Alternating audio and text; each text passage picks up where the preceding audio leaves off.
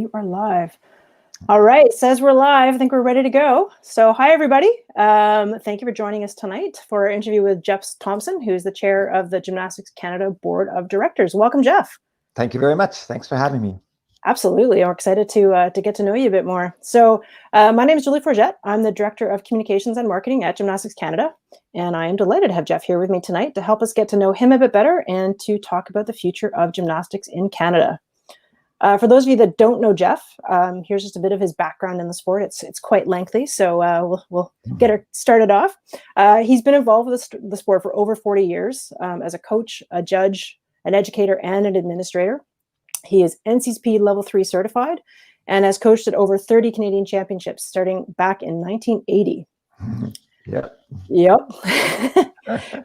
From 2005 until 2013, he was the program director for men's artistic gymnastics at Gymnastics Canada, and since 2017 has been part of the FIG's Men's Technical Committee.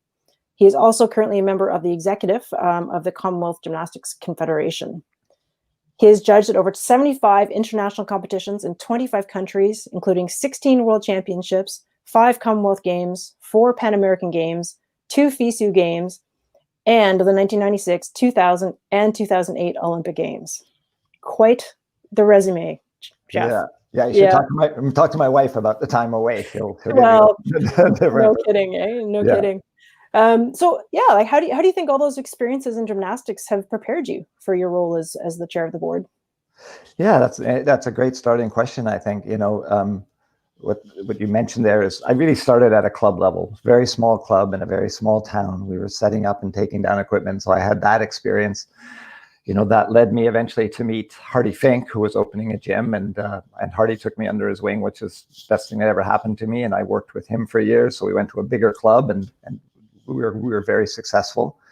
Then I followed him to UBC and we worked together there. So I went into a bigger environment and a different environment entirely. So small club to a bigger club to a university level club, coaching men and women, helping both. And then got more and more involved on the judging side, on the coach education side, at the secondary education side, post-secondary education side. And then Gymnastics BC soon beckoned and I became a committee member there, became more and more involved with Gymnastics BC. Eventually their men's technical director, not technical director, but the volunteer technical coordinator for the province.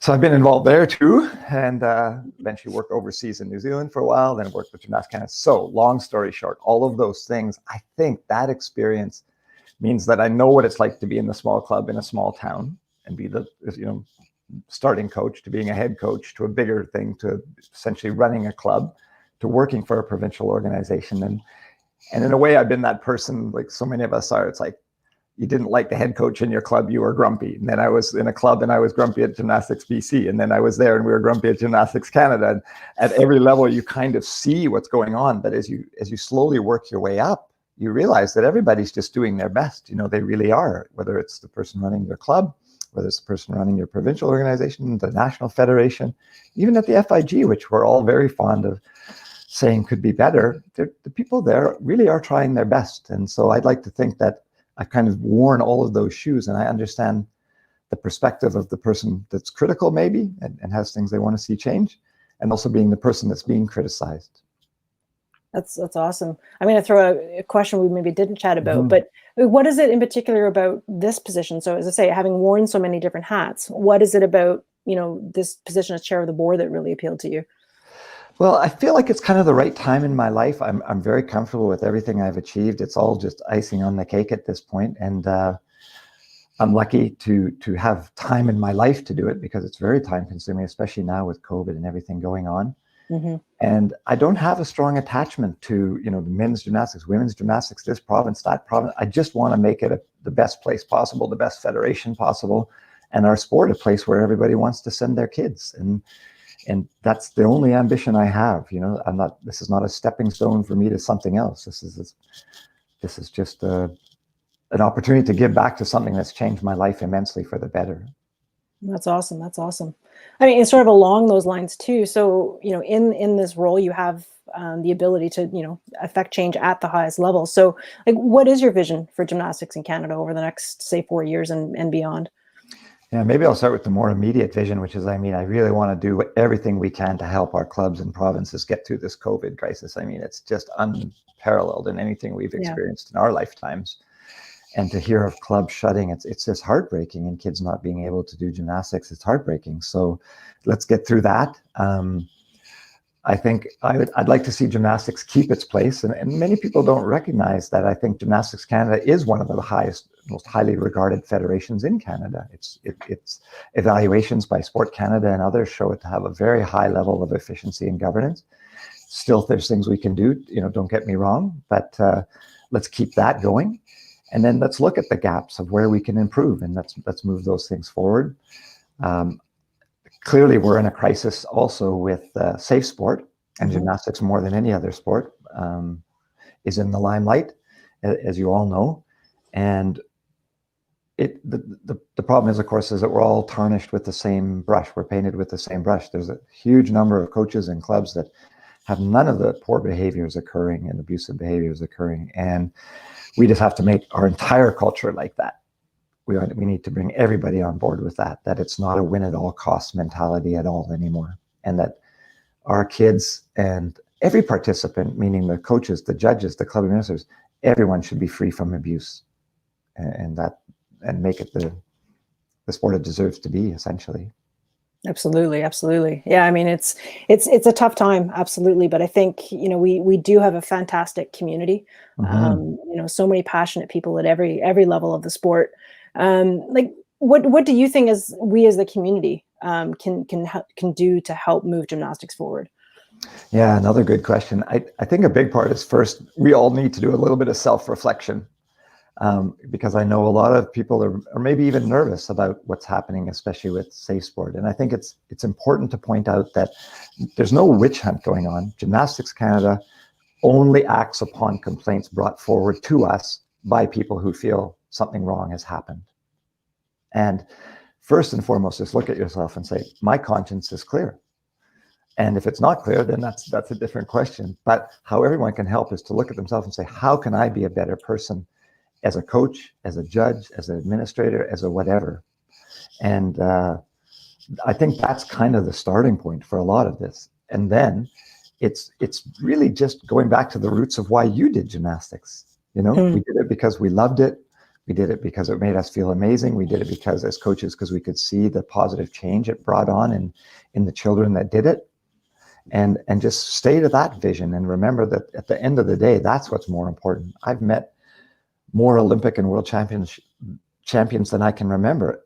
And all that they don't talk about all their medals. They probably don't even know where they are, some of them.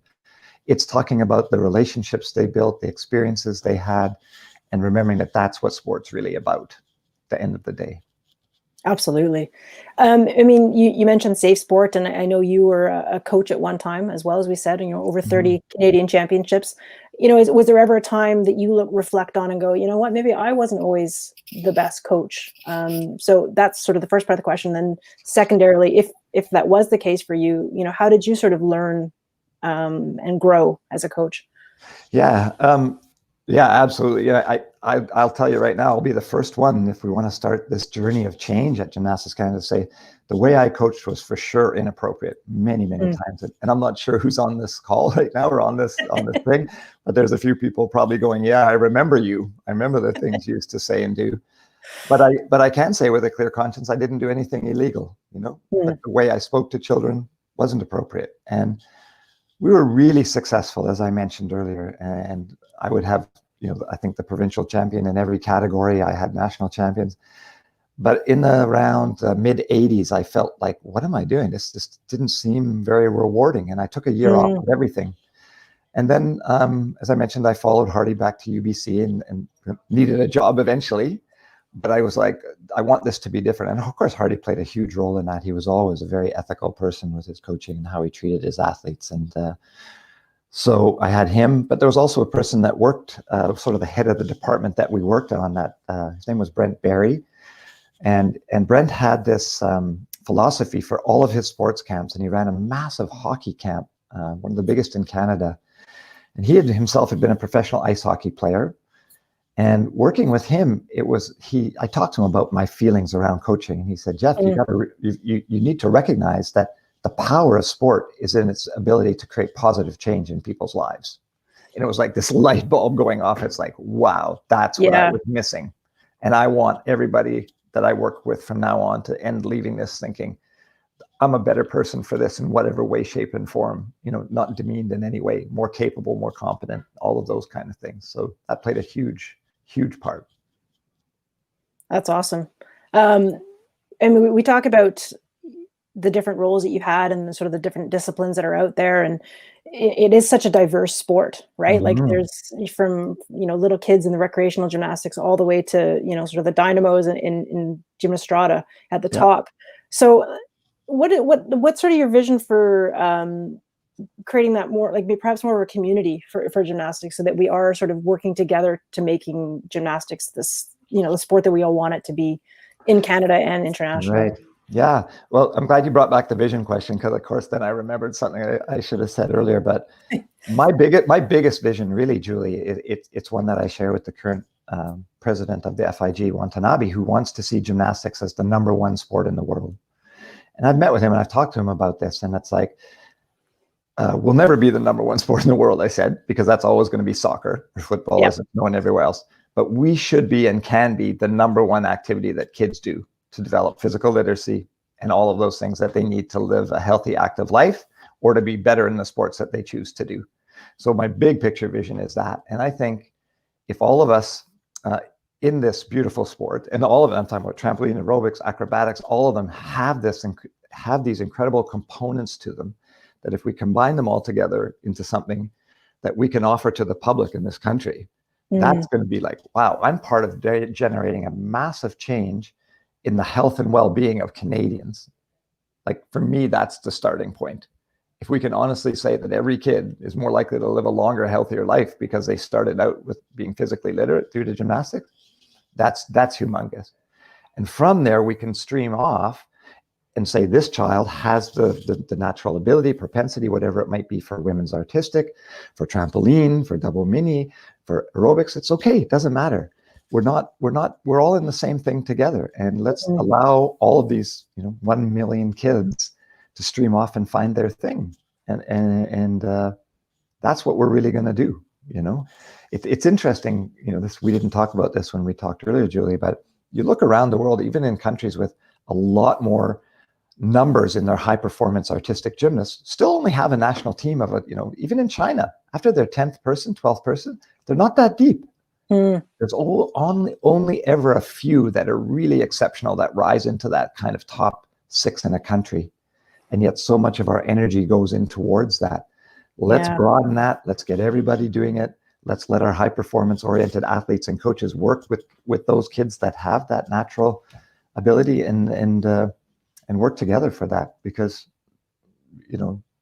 I just think, for me, like, at the end of your life, you're going to look back and say, wow, I made a difference in the lives of a lot of children. It's a very powerful thing. It absolutely is. And that is exactly what, is so wonderful about gymnastics, is that we are, one of only 3 foundation sports, and, you look at the Olympic teams that are out there, and, well, not even that high, but I mean, there's so many athletes that say, you know what, I started in gymnastics. Exactly. Like top freestyle skiers and, snowboarders and whatnot. So, yeah, I mean, I think that vision of being the #1 sport is, as you say, we're never going to be football / soccer, but, maybe it's a #1 sport across age groups. From the littles all the way to the top. So that's very, very cool. So what, sort of go to a little bit more on the feeling side of things, like what do you love about gymnastics? And we've maybe talked about that a little bit, but you've been around for 40 years. So what has kept you engaged in the sport? You saying I'm 40 years old? That's good. I'll take that. You'll take it? Knock off 33% or so. I alluded to it earlier, like I was one of those kids going off the rails big time when I was a teenager. And I know I keep mentioning over and over again, but once again, Hardy kind of took me in when I was at this old club. But gymnastics turned my life around. It gave me direction. It gave me focus. So on a really personal level, fantastic. The travel you mentioned, amazing. People I've met, places I've gone, all of that stuff. And at the end of the day, I think I don't know where I got it from. Maybe my dad a little bit, but he used to talk about, as you get older, it becomes more and more important that you feel that you contributed to something that was important to you, and that you made a change for it. And I'm not sure if I'm going off on a bit of a sidebar there, but it's all good. Go there. Yeah. So for me, I think it's such a powerful tool. Like, as I mentioned, Brent Barry talking about sport in general, but gymnastics in particular, I think, is exceptional in this regard, because every day you can go in the gym, and if not necessarily learn something new, you can actually improve on something. Yeah. And how often in our lives do we get that? And with, you watch good recreational gymnastics classes, and 99.99% of them are kids being told, that was so good. You were faster, you were smoother, you were higher, you were this, you were that. That's really hard to measure in a lot of other sports and activities in school in general. Yeah. Yet we have this chance to give these kids this feeling of being superheroes, if you will, every day. Absolutely. And actually, well, my next question, I think you just kind of answered it, but maybe you want to put a bit more to it. And this is sort of getting into the end of our chat here, but what advice do you have for the community as we head into the next quadrennial? Yeah, I think some of the advice is to make sure, we're really going to try to open the doors to hear what everybody has to say. And there's some initiatives coming forward that the community will hear about for sure. But I think it's about realizing that we're all in this together, and we're not perfect, but nobody's working in a malicious way on anything. And it's tough times right now. You may not always get what you want. And there's a really great quote that I often use when I do talks, where I say that complaining without offering a solution is whining. I think it was Theodore Roosevelt that said that, and there's a lot that maybe we could do better at. We want to hear what those things are. But tell us what it is that you think is the solution. It's easy to criticize, but offer some solutions and get yourself involved. And I'd have to say, one of the other things is, it's a very good feeling on the safe sports side to support what's going on, and to take people to task that maybe need to be taken to task, because that's, again, a very powerful feeling to know that you've made the difference in the life of a child, or you've backed somebody up who's shown the courage to step forward and to try to address wrongdoing. Absolutely. This has been great, Jeff. I really, really, really appreciate you taking the time. And, Thank you. You mentioned that, so the doors are open and we want to hear from the community, which is absolutely true. And I think your message about coming forward with solutions, rather than just complaining, and, we want to move things forward. Yeah. And so you've even invited the community, if they want to reach out and drop you a note, they can get in touch with you at chair@gymcan.org. Yeah. I'll be posting this video to our website as well. So if you don't want to watch the whole thing through and miss that email, we'll have it up there as well. But so really, really appreciate you taking the time, Jeff. You're welcome. Thank you. Really exciting to work with you for the next few years, and let's see what we can bring the sport. Yeah, well, thank you very much. I think this is a great initiative, and hopefully, as we were talking about, we can do more of this with other staff, so that people have that kind of. COVID has created some really hard negative challenges, but it's opened up. It's made us really aware of the power of Zoom and this template or whatever. It's really awesome. Yeah, and actually, sorry, on that note, if people do have ideas for people that we could chat with, you can send those to me. I'm at jforget, so it's like forget at gymcan.org, and I'd love to hear from you as well if you have any advice or things you'd like to see us doing to sort of promote the sport more and get the word out there about how awesome our sport is. That would be awesome. Yeah, all right. Thank you so much. And hope everybody enjoyed this, and we'll chat to you soon. Take care. Bye, everyone. Cheers.